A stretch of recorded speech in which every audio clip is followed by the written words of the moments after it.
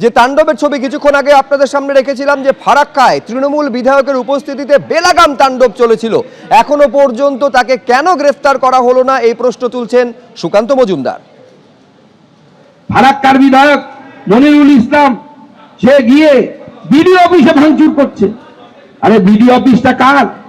সব জায়গায় লোককে খেপানোর জন্য এসআইআর এর নামে নোটিশ পাঠিয়ে দেওয়া হচ্ছে। আরে নোটিশ দিচ্ছে কারা? বিডিও কার অফিসার? বিডিও আমাদের কার্তিক পালের কথা শোনে না, আমাদের জেলা সভাপতির কথা শোনে না, তৃণমূলের কংগ্রেসের নেতাদের কথা শোনে? কার কথা শোনে? তৃণমূলের কথা শোনে। এসডিও কার কথা শোনে? তৃণমূলের কথা শুনে। আমার সাথে আমার এসডিও আজ অব্দি দেখা হয়নি, আমাদের কথা শুনবে কোথা থেকে?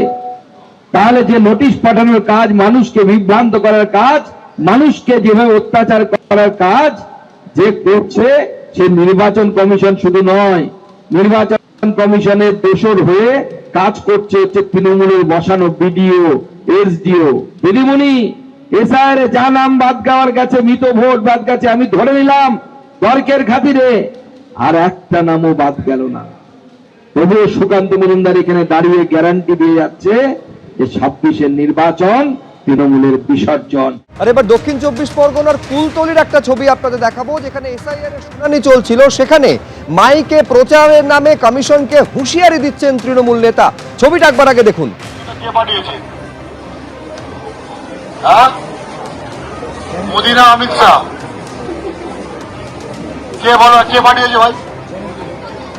কি নাম জোরে বলো?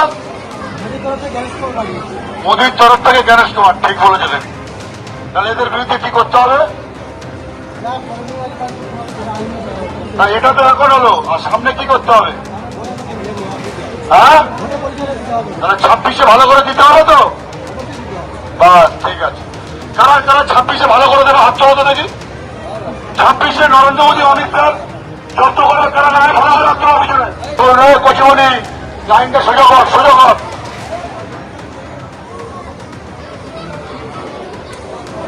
তোমাদের এই নোটিশগুলো কে পাঠিয়েছে? হ্যাঁ, মোদি না অমিত শাহ?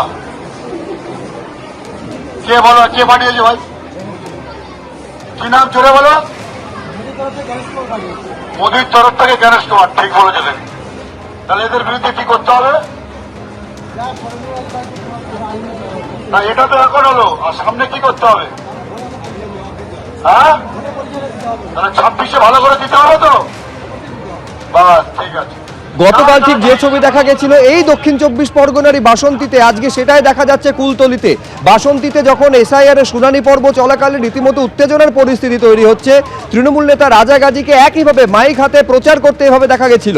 গতকালকের ছবি এবং আজকের ছবি পাশাপাশি দেখতে পাচ্ছেন। মোদি না অমিত শাহ? কে বলো, কে পাঠিয়েছে ভাই? কি নাম জোরে বলো? মোদির তরফ থেকে গণেশ কুমার। ঠিক বলেছিলেন।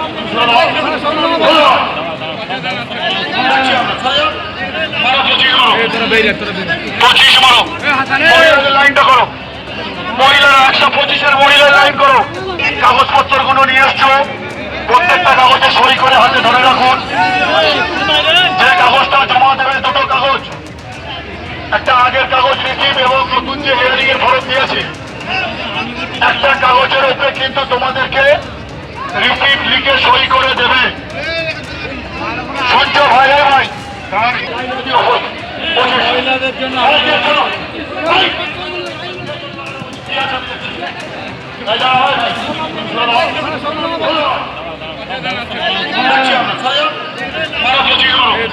দুটো ছবি পাশাপাশি দেখতে পাচ্ছেন। যে রাজা গাজীকে গতকাল বাসন্তীতে দেখা গেছিল এসআইআর এর শুনানি পর্ব চলাকালীন মাইকে প্রচার করতে, আজকে তাকেই দেখা গিয়েছে কমিশন এবং বিজেপিকে কুলতলিতে পুলিশকে পাশে দাঁড় করিয়ে থ্রেট দিতে। দেখতে পাচ্ছেন দুটো ছবি। গতকাল যে রাজা গাজী মাইকে প্রচার করছিলেন এসআইআর এর শুনানি পর্ব চলার মধ্যে, আজকে তাকেই একেবারে বিজেপি এবং কমিশনকে রীতিমতন হুঁশিয়ারি দিতে দেখা গেল। এবং গতকাল তিনি নিজের এই কর্তব্যের মধ্যে এতটুকু অন্যায় খুঁজে পাননি। তোমাদের এই নোটিশগুলো কে পাঠিয়েছে? এবিপি আনন্দ, এগিয়ে থাকে, এগিয়ে রাখে।